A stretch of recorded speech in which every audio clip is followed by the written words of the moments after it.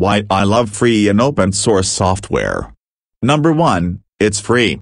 Free and open source software is great because it comes with no price tag or subscription fee, unlike most big-name proprietary applications such as Adobe's whole suite of professional audio, video and photo editing software, which includes stuff like Premiere Pro, Illustrator, Photoshop, etc. Oftentimes, free and open source equivalents exist to provide poor people with a free alternative to the big-name paid-for proprietary software. In the case of Photoshop, that's GIMP, in the case of Premiere Pro, that's DaVinci Resolve, and in the case of Adobe Illustrator, you can easily replace that with Krita, so you probably get the idea. So while the proprietary applications often come with advanced features and all, not everyone can afford them, nor can everyone run them natively on their system. Take people that use Linux or BSD for example. They cannot run Photoshop because it does not have native support for Linux. In fact, most big-name proprietary applications do not have versions natively available for Linux. This is also due to them being paid for instead of free and open source, and due to the fact that too little people use Linux, so it's not worth their while to write that software for Linux. Thus why free and open source software has risen in popularity, especially in more recent times. Number 2. It's open source.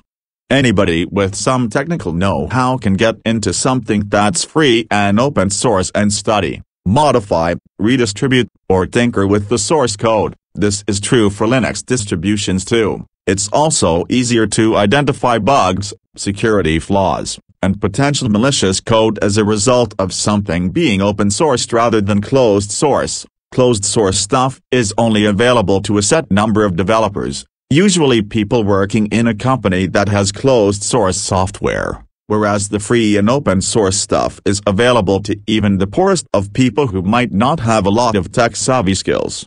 Number 3. Save money. With free and open source software also comes far less money spent on software. Wouldn't you like to save some money for a custom PC, or something fancy, rather than paying off some expensive overpriced software? Replacing proprietary software with free and open source equivalents can cut costs by a huge proportion, especially since it's software we are talking about here. That money could be better spent on other things, so if you're finding yourself to have less money due to paying for software, then perhaps consider replacing it with free and open source software, and save yourself some extra cash in the long run.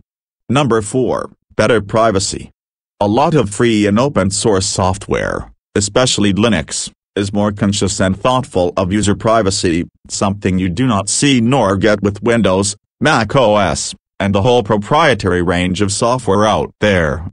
Privacy is a big concern for people in the free and open source software initiative. That's why it's often more friendly or focused towards privacy, and, as a result, includes little to no telemetry, and if it does have telemetry, it's usually anonymized. Take Ubuntu's telemetry collection for example, but not only that, there's also generally no ads or spyware in free and open source software, as the people who develop it do not generate revenue from such sources. Instead, they rely heavily on donations to keep developing that software, which is why I highly encourage anyone out there who is already using free and open source software to donate to the developers of it. Remember, a little goes a long way in the development of free and open source software, so I greatly encourage that you donate at least $5 to $10 to a reputable developer if you really love free and open source software. Finally, at number 5, you have so much choice. Unlike paid-for proprietary counterparts such as Microsoft Office, the free and open source world offers you with a lot more choice and range, so if LibreOffice isn't your cup of tea, you can choose something else, such as FreeOffice. The same goes for Linux distributions. If one particular flavor doesn't cut it for you, then simply choose a different flavor, and try see if it suits you better. You get the idea. Free and open source software offers many advantages to paid-for proprietary software, and as the inequality in this world keeps on rising, so will demand for free and open source software. Remember, there are many thousands of people around the world who cannot afford the basics of life, 25,000 are dying every day from preventable diseases and illnesses, or famine, and the world is seeing larger levels of inequality than ever before. So it's about time we stop giving money to corporations like Adobe and Microsoft, and start investing more of that money into something better and more worth it. And switching to free and open source software is just one of the many things you can do to save a bit of extra money, as well as using a free and open source system such as Linux, and you can invest some of that money into donations to developers of your favorite free and open source applications and programs.